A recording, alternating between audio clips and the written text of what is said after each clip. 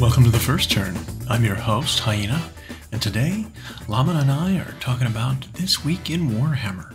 If you like what you hear, give us a like, comment, subscribe, or share, or let us know if there's something you'd like to hear us talk about. Alright, let's get to it. It feels like less because we're no longer getting the faction previews. Right, the big news from AOS 4 has already been revealed. And so this week, where there was kind of a lot of news, it didn't feel like there was a lot of news. Right. Which is funny how that works.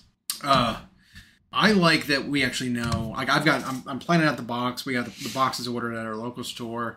Like all the design commentary is actually very interesting to listen through. I know a lot of folks maybe aren't even reading it, and out of context, a lot of the tidbits that we're seeing from these designer commentary articles are kind of, I think, making some people freak out. I mean, it's the internet, you know.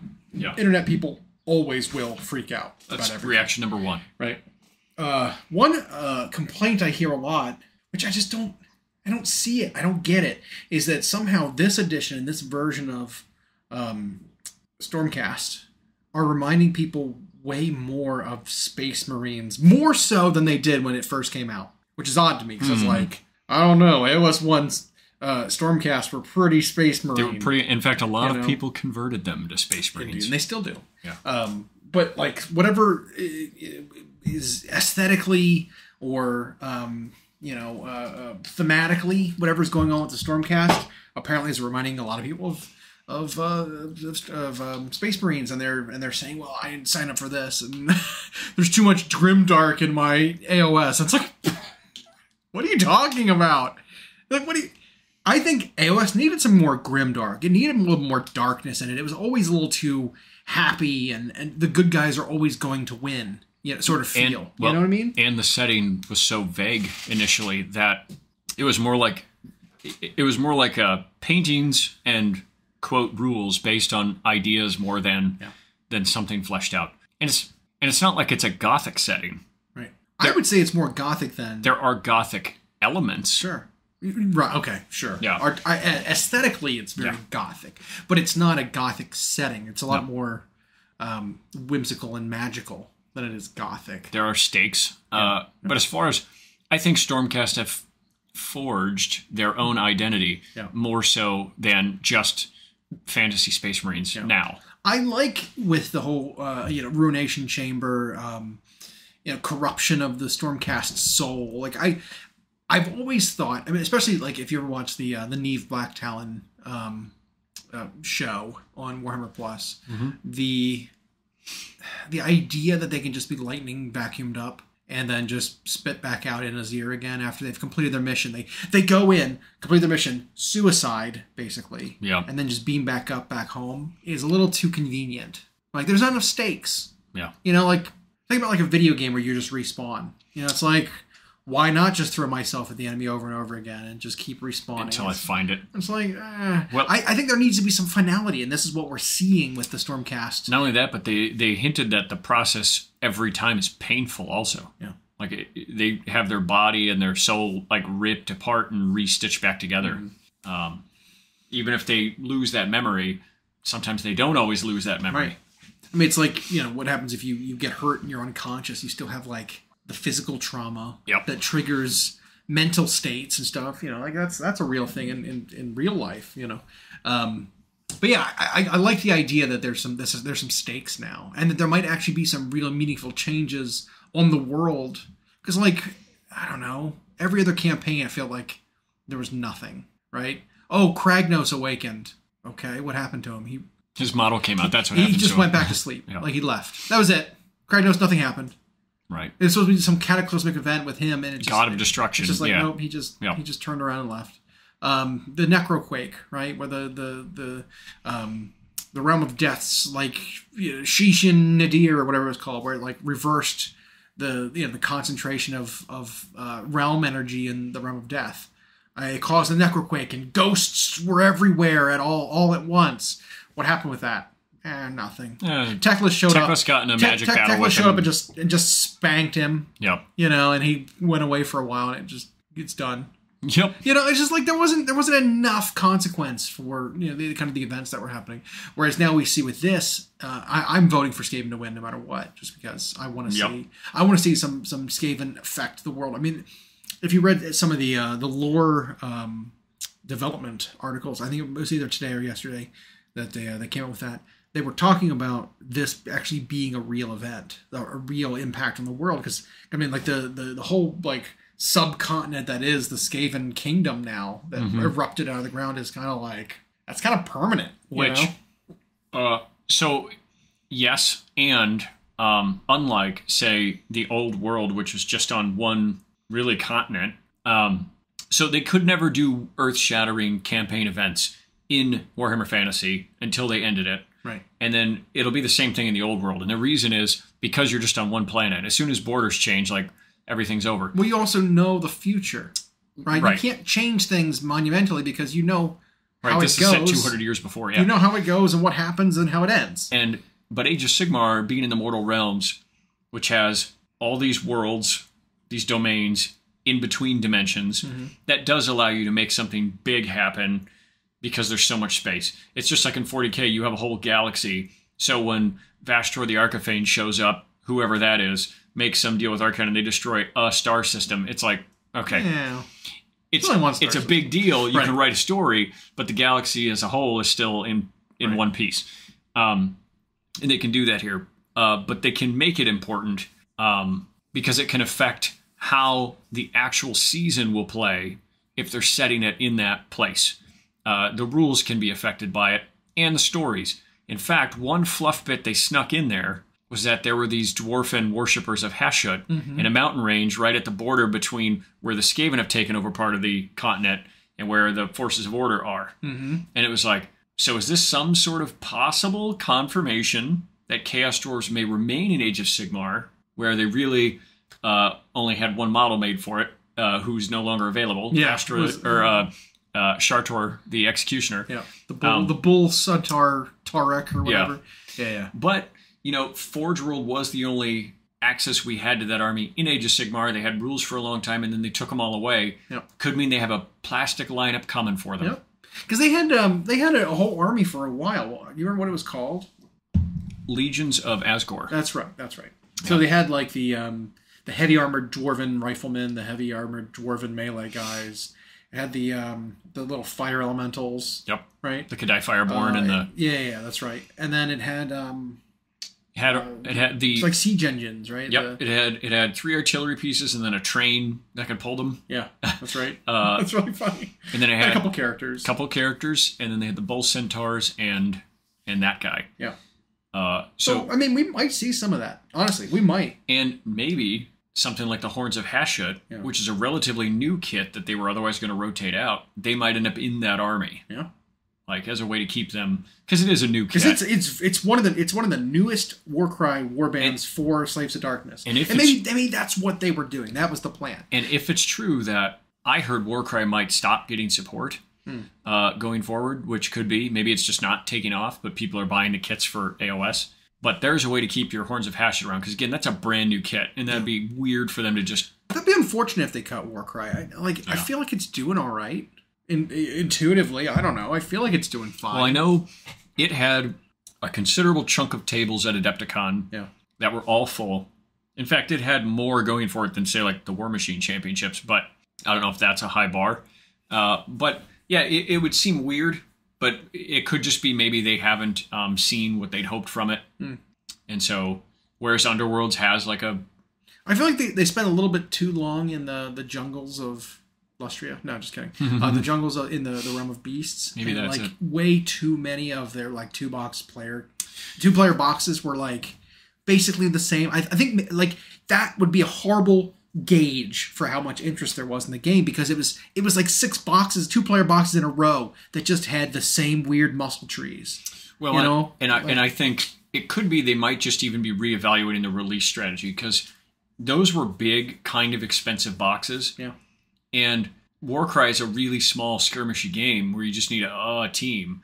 And so it could be that it was like, well, people were like, man, I have to either spend or split $200 and however many dollars every time something comes out. that it just might have been a poor release strategy. Maybe they need to decide like do about your warband box. Just do the warbands. You now have enough terrain. I think maybe they might settle on the release strategy they had with the Ogre Gorgers and the Hunters for say Sigmar, where it was like, here's a terrain piece, right, and then here's your 2 warbands, 130, 140 points. Right.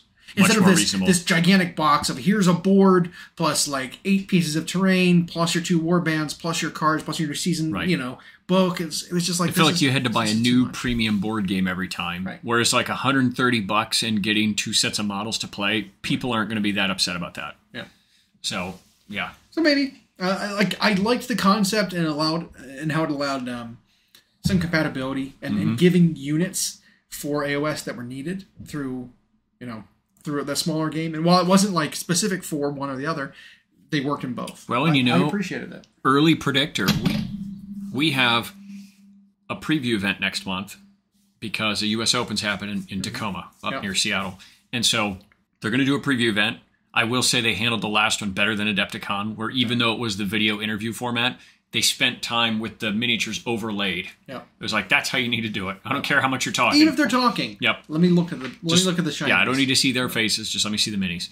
I wonder if that's going to line up with, can you remember what the date of that is, the U.S. Open? It's like July 13th. Okay, so not late enough where we would see like the results of the starter box and then the reveal of whatever faction wins, right? Like they're probably wait 3 or 4 weeks before they release the next wave for the first army, right? That was the idea. Right. Because there was that with the summer campaign or the release campaign. Yeah. Let me double check. That's the 19th to the 21st of July. So I think we'll probably see the first, which I will be out of town that week. The first real AOS 4 games probably there. Oh yeah. But I don't think we're going to see anything new for Sigmar. Not yet. Yeah, not yet, I don't think. Because, it's going to be a couple weeks of, like, people having the starter box. Yeah. And then reporting the results. And then they're tabulating it. And then a few weeks later, we'll see. I think you're right. The stuff. I want to say it's probably not until, like, mid-August that we're going to see. And speaking of designers' commentary, not only have we been championing that people need to watch those, they do a read version and the video version. If you don't have an hour, which, like, the 40K one was... Yeah. Read the article. And our buddy Moose did that. He has never, ever read or watched the designers' commentaries. He's just read the rules updates that they happen or skimmed them like most people do, or they just go to the points for their favorite thing and that's it. They don't read everything. He actually read the full article after. He's like, I can't just watch an hour-long video, so I'll just read it as I can. And I talked to him yesterday, and he was just singing its praises. He's like, this guy uses language that players understand. Like, you can tell what he's talking about is not just GW good old bloke trying to like massage over something to keep people nerding out. It was specific about the rules, how they look at them, what the people are giving them for feedback, how they play tested it, and then even looking forward. Well, today they did a short form one about AOS 4. It was a Metawatch technically for AOS 4, and they said even though everything's like, quote, gone to print, they're still playtesting right now to see if there needs to be something right after launch. But they still need to wait for that data to come in first. And they say the first bits of data you get are always the spikiest, so they don't tell you much. But then as more comes out, it can narrow it. So they're already getting ready for first possible changes that might need to happen, which I think is just great that they're thinking that way. And again, this one's only like 14 minutes. And so give it a watch if you can. He's pretty specific about, and he talked about the rules will be available before release for everybody. And I think the indexes will be available before release. All free digital download. That's good. I mean, and we saw that, right? We saw that with 10th edition. But I hope it doesn't follow the same kind of trend with 10th edition where here's a new app, right? So there will be a new app for AOS. But one of the biggest complaints we had about the 40K app is it didn't feel like having the subscription to Warhammer Plus really gave you anything, right? It's like, what does Warhammer Plus really do for you besides give you like some shows to watch and some battle reports and some painting videos? A free mini once a year. It's the free mini is really what I sign up for, right? You get the free mini that costs $40 or whatever, and then you're paying $20 for the subscription over the year. It's like, all right, whatever. I can justify that. But as far as including the apps are basically free in the sense that you don't really get to unlock the app as soon as the army rules start dropping. Right. Now you have to buy that book to see everything they do. Now, one thing that I hope that we don't see happen is where literally everything for an army gets locked as soon as a battle tome comes out. Right. Because it's like with 40K, it was 2 or 3 days before a book would actually be in anyone's hands. They locked down everything. Yep. Oh, your Tyranids are coming out this weekend. You can't see anything Tyranids anymore. Oh, it's not out yet? Too bad. You can't play with your current index rules in the app because the new book is coming out in a few days. Right, and we're about to update it. It's like, geez, well, that's annoying. Even so far as to lock out, like, the data sheets. So you can even see what the units literally do. I mean, I window shop all the time in the app. Where I'm like, all right, let me see what this unit does.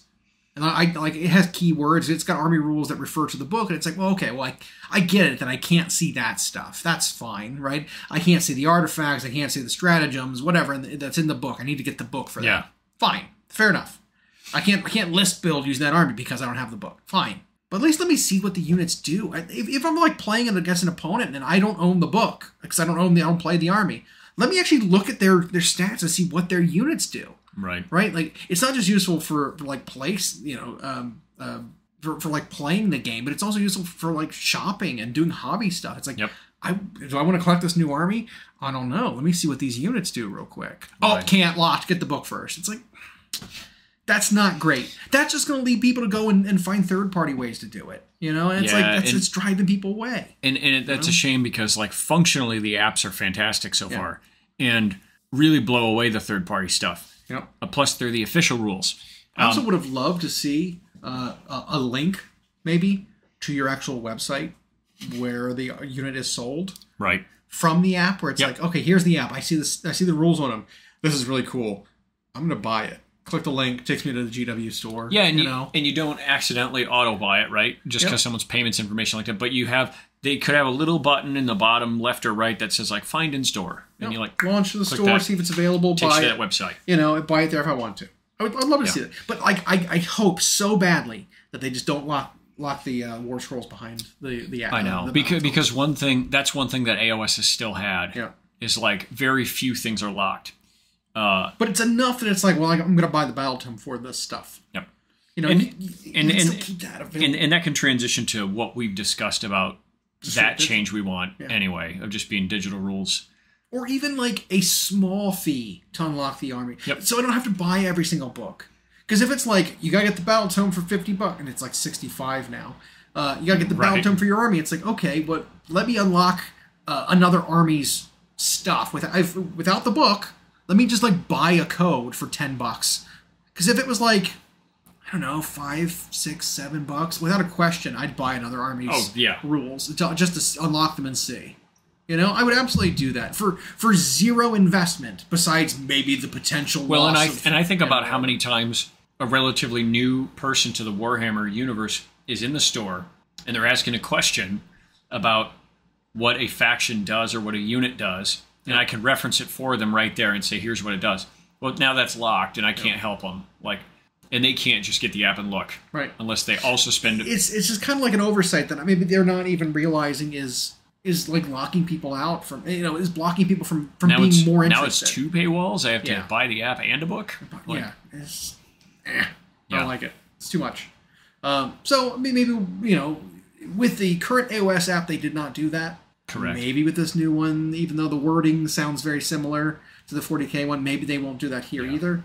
We'll see. I think expect the worst and hope they don't, because it's one of several things that has kept AOS feeling different from 40K. Yeah. Besides, like its gameplay the app was more available. Yeah. I also really like how they're going to be doing list building, how it appears. They were talking about the app being very easy to navigate, where you are essentially buying a hero for points in the app, and then it unlocks what units can go with it. Yep. It's like a very... In its regiment, It's very like intuitive, can't mess it up kind of thing. Because with like paper list building or like with an app that is just freeform, you can add something and then add units to it and then oh, well, like in 40K, for example, you could say, I'm going to bring this hero and I'm bring this unit, and they're going to attach in the game, and it's like, well, you didn't look to see which units this hero could attach to. That's an illegal configuration. Yep. Whereas like with this, it's like, okay, well, you start with the hero. Here's the unit you can bring as part of it. You have to go to a completely separate thing that says, hey, I want to add this as an auxiliary outside of an attachment if you want to bring extra things that don't fit. I think the list building is going to be very clean and very simple. Agreed. But still have a lot of like room for creativity in list building. It'll have restrictions only in so far as it will basically eliminate the idea of a single drop list. But it's also doing one other thing that I think is interesting. Is it keeps the sort of some of the restrictions for how many things you're allowed to bring, right? So in the current AOS, when you build your army, you say, here's the army I'm going to play. I have slots. I can bring 1 to 6 heroes. I can bring 1 to 4 war machines or 0 to 4 war machines or behemoths. I can bring 0 to 4 whatever, right? This is still kind of limiting you to 1 to 6 heroes. Yep. Because it's like, okay, generals, detachment, regiment. Dang it. And as far as I can tell, you get 5 regiments. 5 regiments. In a standard game size. That's 5 heroes. Yeah. But the generals might be able to allow you to bring a second one. Correct. Right? A second hero in that regiment. So maybe 6 heroes total. Well, that seems very similar. 1 to 6 heroes. But now you've got a tax where it's like, well, I'm not going to bring 1 hero. I'm just going to fill my army out with units. Like, well, you could, but it makes you worse off than your opponent who goes and adheres to the regiment system. Right. You and all auxiliary. Right. Yeah. And so it's like deployment, abilities plus like potentially going first is all based on that. And then it's like, well, okay, so you can't just spam heroes either. You can't just have a monster mash where it's like, I'm going to bring 6 Huskars on Stonehorns. And that's my whole army. I mean, that wouldn't fit because of the points. But but the point remains. You couldn't just do that. It's like, okay, well, you can't do that. Heroes might be more powerful in this edition. Right. But you're limited because now you have to bring, your units that go in your regiment with you. Or again, you're doing all auxiliary. And maybe you're losing out on a lot of benefits and buffs and synergy. So I like the soft caps on things as opposed to like hard caps of like, you have to build this way. Rule of 3, you're going to bring 3 of the same thing. Right. It's like, that's too restrictive. Maybe I want to bring more than 3 of the same thing that isn't busted. Yes, 12 Ridge Runners, problem. But you know what? It was once, yes. But like, I don't know, like a 4th tank of the same kind, maybe not that bad. You know what I mean? Well, and there's diminishing returns because as we talked about the last couple of weeks, they've shown us that a lot of these things have an ability that's once per turn per army anyway. Yeah. So even when you're trying to spam them, you're not getting possibly the best part of that unit anyway. Right. Or you're paying points for that ability, but only one of them gets to use it that turn. I like to think of it, if you're familiar with 40K, I like to think about it as if you bring this unit, you unlock a stratagem. That you can use during the battle, right? Like within 40K, the 40K stratagem list is you get that no matter what. If you choose your army, your detachment, whatever, you get these stratagems. This is kind of like when you bring these units, you get access to the stratagem, but you still only use it once per turn. Yeah. And so if you've got 5 units that have that stratagem as a thing that's able to be targeted on them, only one of them can actually do it. And while there's no cost associated with it in terms of like command points or whatever. It's still like, well, you're spending a resource in that, you can only use it once per turn. Choose your target wisely. Yeah. So I really like the system of once, this per turn, per army, per whatever, per game, per battle round, whatever they have. And I really like it. And again, it's a simpler way to make something clean and tight. Yeah. By just having a few words. They still sometimes overword things, like they'll have a rule that's like, if it's this part of your turn and you roll to this thing, then select one unit and then select one enemy unit that's visible. And if they're visible, then roll a thing. And if you roll a thing, do the following. And it's like, that's so much verbiage they could have chopped down on. You think you could have just fixed that a little bit? Right. A little more? But they are doing it cleaner in this game that we've seen compared to 40K, where there's often paragraphs. Well, like we said, having those keywords on weapons, those special universal abilities, making them more open-ended. Right, so that you can have some scalability to what the critical effect does. Yep. Right, like we we had some examples of like Storm Fiends with their shock gauntlets. They are crit, instead of crit 2 hits, they're crit D6 plus 1 hits. Yeah. Why not just put that in the weapon? Why make it a paragraph rule at the bottom that just basically was the core rulebook's explanation of what crit 2 hits was, except it's D6 instead of 2. Mm-hmm. Right? Like, why not have scalability? Why not have a weapon that can have crit 3 hits? Yep. You know what I mean? Like, you could have scaled it or crit 1 mortal damage or something. Yeah, right. You could just do it. We saw another example where a unit was shown off where it was like, well, they could have just put that up in the... Yeah. Because it said, like, it did, you got an extra rend, and then it was on the charge, you did immortal damage, and both were charge related. And it was like, that could have just both been up with the weapon. Just be the weapon. Yeah. Yeah, I know. It's that kind of thing where it's like, you started good, but then it's like, you limited yourself a little too much. It's like, I wonder if they came up with one later, and it was like, could be. Added it in. But like, I mean, that was the same thing we were talking about with 40k, with like, all right, well, this was good, now more, please. Mm-hmm. Like, you need more of these universal special. There's way more rules you could just like turn into universal special rules instead of like having Snowflake special, unique things for these units. Yeah, and I don't think that you'll have the moans for 4 seconds of people saying like, oh, they turned it all into universal special rules. Now my unique thing lost flavor. Yeah, and it's like the rules are cleaner. Yeah. Also, and it still does what you imagine it would do. Your unique thing just did what this special rule does. Right. Like, you put whatever fluff bit you want on it that makes it happen. Yeah. But this is basically what it did. Oh, Seraphim get a bite attack at the end of their thing. Oh, I wish I could roll for bite damage as another weapon profile. Why? 4s and 5s for no... Like, it never did anything. This is just cleaner. It just does a little bit of damage at the end. Let's move on. Yep. You know, like, this is... Well, ogres have the same thing. It's like... They had the same thing. That's you're right. You got extra bite attacks with both armies. They had the same ability. Yeah, they have the same ability now too. It just does mortal wounds. You're right. What flavor are we talking about? Right. You know, talking about biting things. It's funny. Yeah. But it's like, it's silly to get hung up on that kind of thing. Justify it however you want to. It all has the same effect. And yet, those same people begging for flavor, they play other games. You read them talk about it. Well, I guess I'm spending my money on insert other game this week. And it's like, well, those games do that already, where they tighten the rules down to like, well, just have keywords no matter what army or whatever you're talking about. You shrink the amount of stuff you have to read. Yeah. And they're on the path to that here. I think AOS did it better than 40k 10th so far, but there's still even like another, because we've seen 2 examples of just things that should have been on the weapon profile.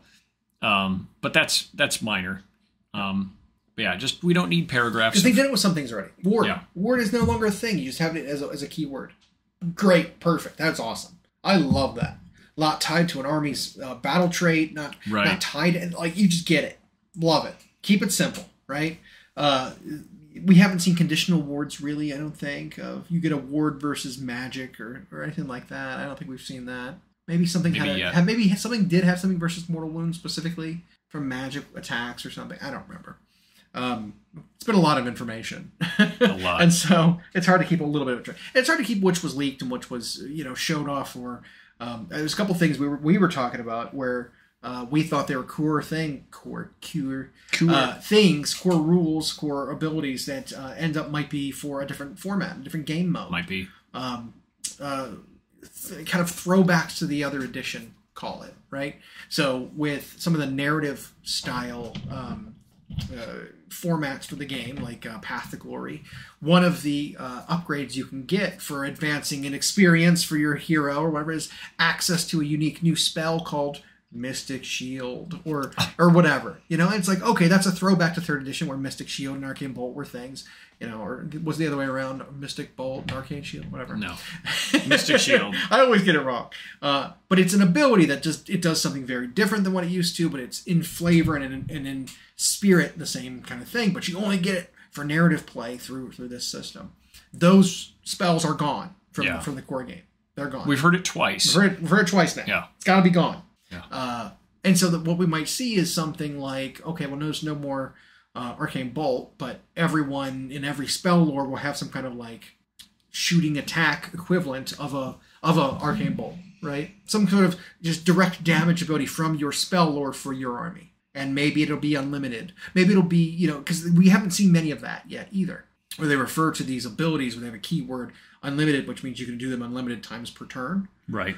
We really haven't seen much of that. Maybe we'll have something like that where it's like, well, I got nothing else good to cast. I'll just blast you with some magic, with all my wizards.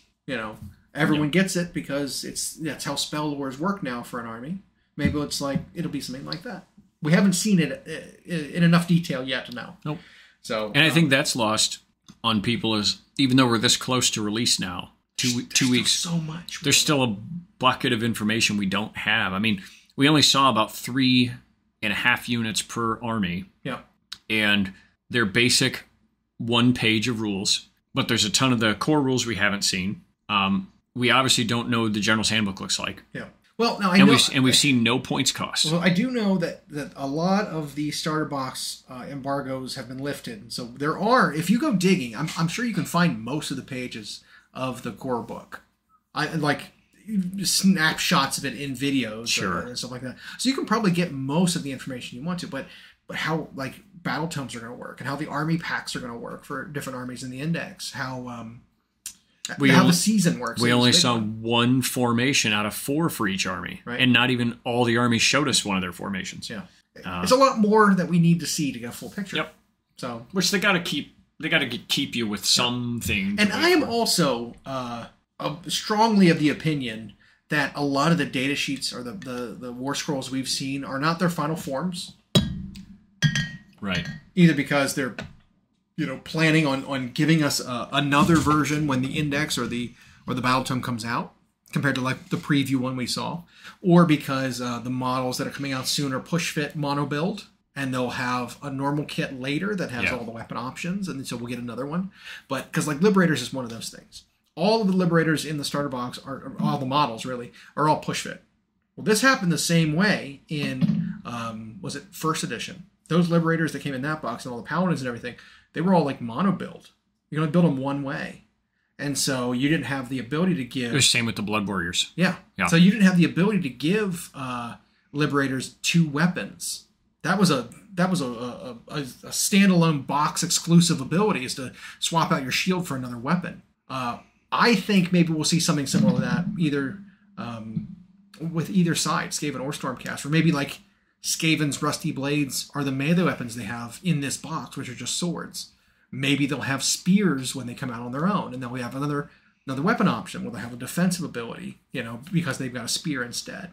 Right. I could totally see that kind of thing still happening, even though they've said weapon options don't matter. A lot of them are aesthetic. It's I don't buy it. Maybe for now. Maybe for now. Yeah. Maybe for the initial release of these models. Yeah, I could see it. But taking all of that kind of flair out of the game, I think is a huge mistake. Right? Especially because it's functionally, there should be a huge difference between those two things. I'm giving up a shield to take another weapon. I think the biggest indicator is that the War Scroll itself says every Liberator is armed with a Warhammer. Right. It's a Warhammer does not mean 2 Warhammers. It's Liberators are armed with Warhammers would be okay, you covered it. Yep. No matter how many Warhammers you have, they as a group are Warhammer clad. They are, But it says every Liberator comes with a Warhammer. Yeah, and it's all right. Well, there's no options here. Where's the 2 hammers? Even though every picture of them we see, right? Are they not going to give them shields? I mean, that's iconic to a Liberator. Yeah, but no, because one of the photos I saw from one of the articles today had those new Thunderstrike Liberators. Weapon and shield. Mm-hmm. They all have weapon and shield in the diorama photos, but in the War Scroll photos they had they were all double hammers. Yeah. It doesn't make any sense. It's really weird. And I think when I've seen people play with the starter box, they've been double hammer. Yeah, interesting. Yeah, so we'll see. So don't get a butthurt about it. Yep, is the bottom of the line. And remember, just relax and wait. An index can differ from Battletome. Absolutely. I mean, even units that. From other armies that exist that have some of their weapon options taken away, maybe even not permanent. I was assembling last night before. I committed. I built the rest of my Dark Oath Marauders. My Marauders. And I put weapons on them all. But what I did was, because there was 20 of them, I cut all the weapons out of one sprue. So 10 of them still have spears and 10 of them have hand weapons. And I just used the aesthetics of which one looked right with which weapon, based on their pose. And so I have 10 of each. Right now, based on their War Scroll we saw, the weapons do not matter, right? They are just Dark Oath weapons or whatever. And there's sometimes where I'm okay with it, and that is when, like an infantry type, no matter what, always has a shield. Right. Then just say hand weapon or whatever. Right. I don't care. Yeah, I don't need a difference between. But when you do have a difference between 2 weapons or weapon and shield, give me a different profile. Or if you have the option to have a 2-handed weapon or something, like you need to differentiate these things a little bit, right? Because it's I've got a sling. Well, don't just say I've got hand weapon. It's like clearly I've got something else. Yep. So I mean, it's that kind of thing. So where it makes sense, make it make sense. Liberators again, I think in the future it will make sense. Yep. But again, like the Dark Oath, I don't care. It makes it easier for me that they all have just hand weapons. That's fine. And their profiles were good anyway. Yeah, they were pretty good. Oh man, I was very impressed with how good those Dark Oath. They just outdid what I expected from them. Yeah. So yeah, very pleased. That's why I had to get my 20 together, because it's like, well, I'm definitely going to use these. Might need to buy more now. I might even have to buy more. Might have to buy more. Now that Dark Oath starter box is looking more juicy. If you've got a store that still has one, because those Marauders, there's 20 of them in there. That's the full kit. So. And we haven't seen the profiles for the rest of the Dark Oath in 4, but the Marauders were already a great sign. Yeah. Speaking of box purchases, I've seen some people buy spearheads recently. Store got a bunch from them in. One of almost each, and then I've seen people walk out with them. And then when I've explained to them this spearhead mode coming, there's been people who you've seen a bell go off. Mm-hmm. Like, wait, I just have to buy a box? And I've seen reviews where people were talking about the spearhead format, Jade and Blood or whatever, Jade and Thunder and whatever. Jade and Fire. Something like that. And apparently people are really, really liking just playing that mode. I know it has a lot of random in it. Because because you can't choose the models, right? You don't get to build your list. Even like numbers of models in units, you are not able to choose. And I don't think even the weapon options are. Right. You just get this, or this is the profile for this unit, no matter how you build it. And so, because someone, for example, had the Lizard or the Seraphon one, didn't build it as the Carnosaur, they built it as the other thing, but you still play with here's the Spearhead profile. Now, see, in that kind of mode, that would make sense to me. Though, no matter how you build your Liberators, they just have this profile. Yep. Absolutely fine. And there is a little bit more random in that, like the cards you flip, and the tactics you use, and the underdog thing, and whatever all that stuff is, can make the game swingy. Mm-hmm. But most people have liked it. The scores are almost always pretty close. A lot of people, and you get the game done in like 40 to 60 minutes, depending on your play. So I think that is going to be a very attractive mode for people, especially for entry. Right. Absolutely. $140, and I have my there's army. No list building. You don't need to choose anything. You don't need to figure out, what does this unit do? How much does it cost? How do I build an army? It's like, no, play with this. Yep. Models, inbox, play. And it's funny. I've seen people blank at that concept, because Underworlds did that before. It was like, well, you buy this box, you can't build your list. You can't change out models. Right. Whatever. They come like this. And when you said that to people, they just were like, what? But it's a miniatures game. And it's like, yeah, they're this, though. You're playing with the cards more than you are. Mm-hmm. The minis are just representing something. And Spearhead feels a little like that. Like it took from Underworlds and made it a little bigger. Yeah. But I've seen a lot of people excited, including myself. Yeah, for sure. I mean, I probably own some of the Spearheads just by virtue of the fact that I bought models. And some were Vanguards, they were called before, which was a meaningless title. Yeah. But they also kind of had to rebrand because prices went up too. Yeah. So there is that. And some of those stayed the same. Right. Like the Maggotkin one is exactly the same. The Spearhead is the same as the Vanguard, and I have that. Yep. So yeah, that's a great way for people to play another mode that's quick. So. Yep. I'm excited about it. I've tried to encourage our proprietor to run a Spearhead event shortly after the launch of 4th, because there's a quick way for people to learn the new core rules of the game, because those are the same base rules. I mean, it's probably a quick way to churn some sales, too. I'm just saying. And he's got a bunch of the Spearheads in, but then he can also say, we're going to be running a Spearhead on this date. Yep. Let me know which Spearhead you want, I'll get it in. Right. And now you can guarantee those sales, and these people, you have this much time to build it, maybe paint it if you're that speedy. Come in and play a Spearhead event. Very, very casual. And it takes up so little table space because they play it on a smaller board. Yep.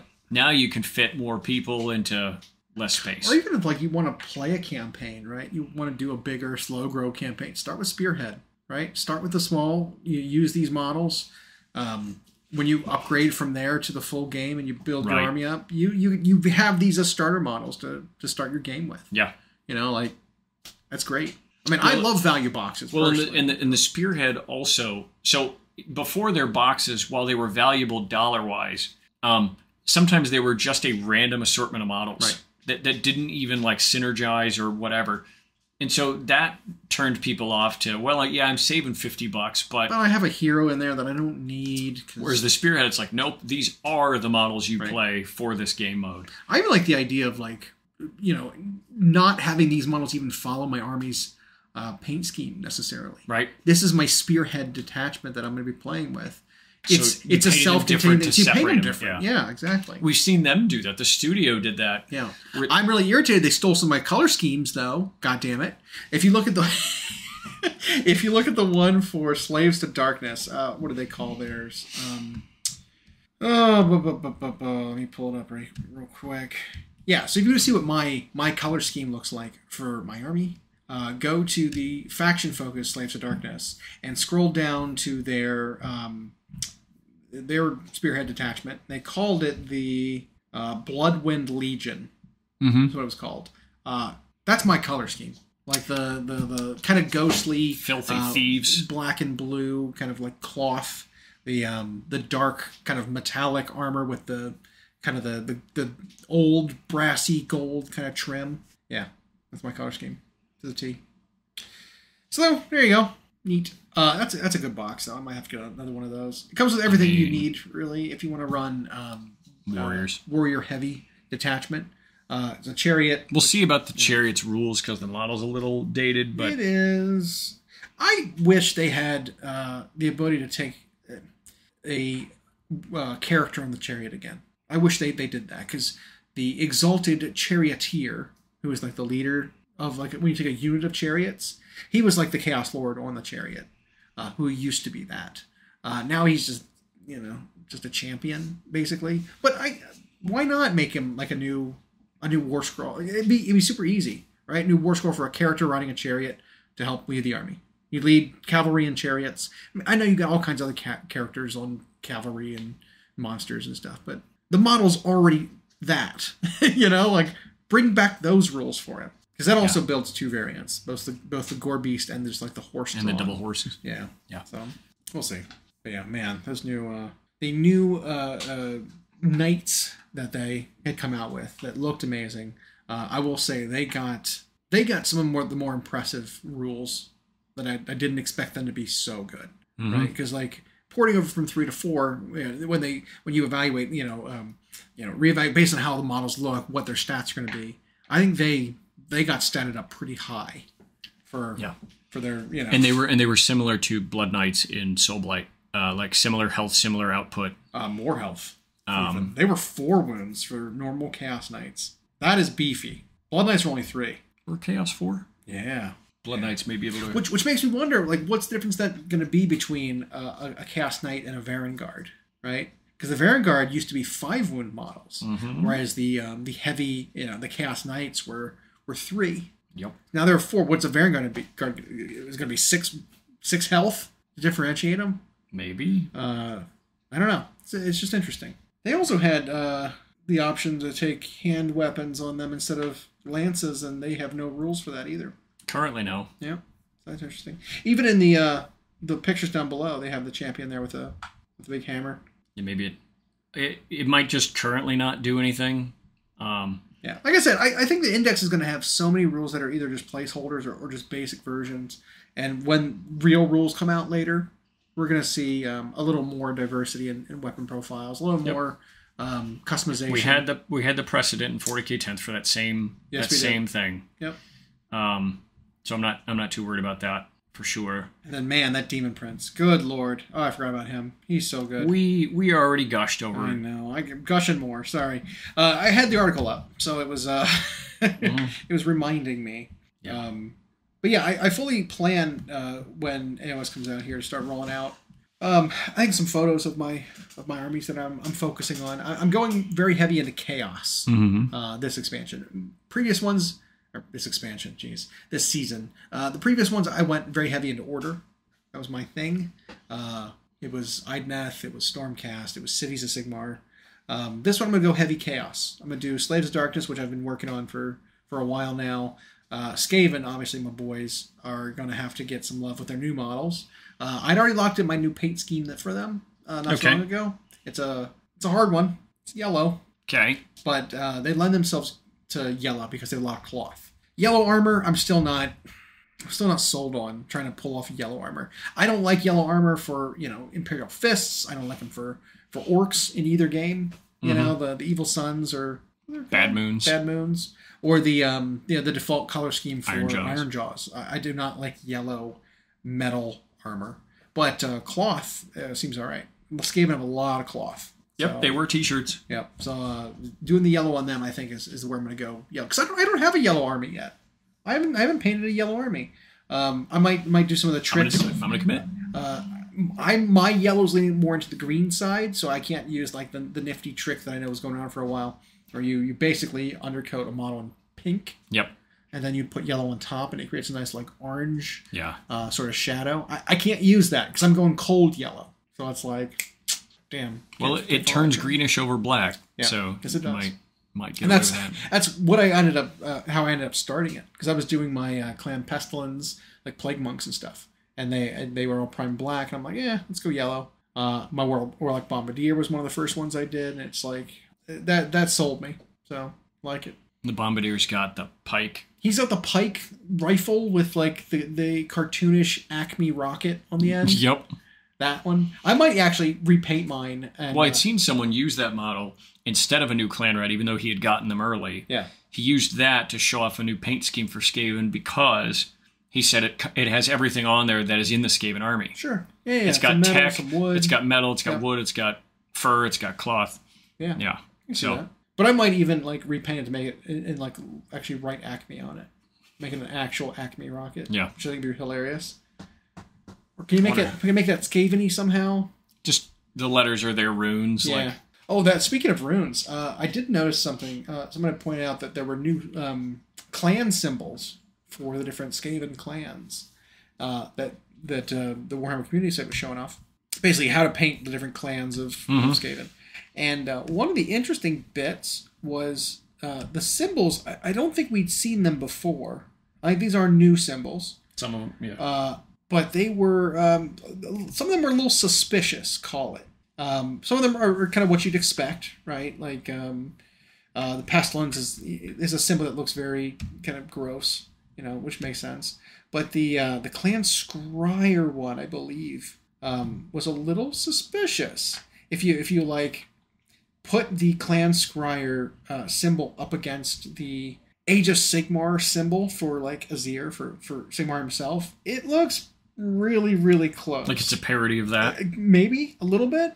Or I wonder if it's hinting at something more down the line, where maybe Skaven have figured out a way to do something with the reforging process. I think that's kind of a long shot, but I think that would be super cool. If you're familiar with the game, or if you're not, I guess I'll explain a little bit. We touched on the fact that the Stormcast get reforged over and over again.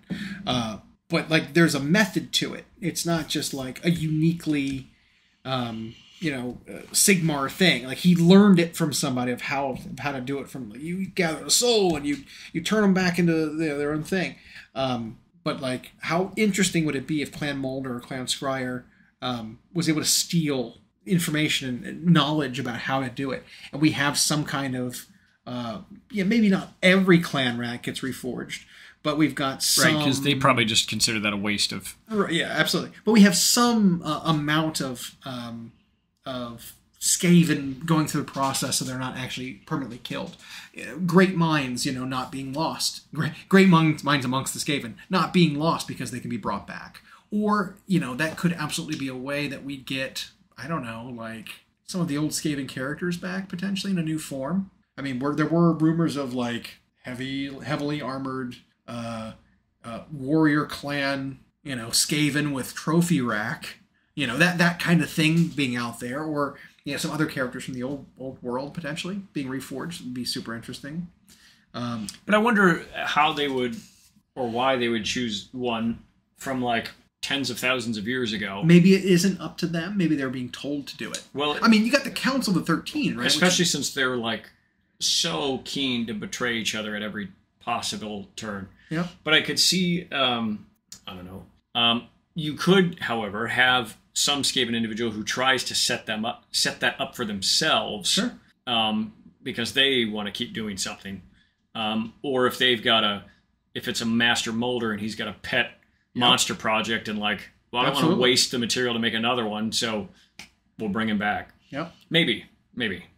I know it's a stretch, but I'm just saying, could be interesting. It's stretchy like whole milk mozzarella. Yeah. Speaking of which, I'm smelling something. It smells pretty good. It smells pretty good. I think it might be time to venture down and get something to eat. Might be. Thanks for listening. We hope you enjoyed. Check out our new episodes every Friday on Google Podcasts, Spotify, and Audible, or on Podbean. You can also follow myself and Llama on Instagram for more. We are at Hyena Paints Minis and at Llama Paints Minis. Music provided by Kevin MacLeod at incompetech.com. And as always, we'll catch you next time.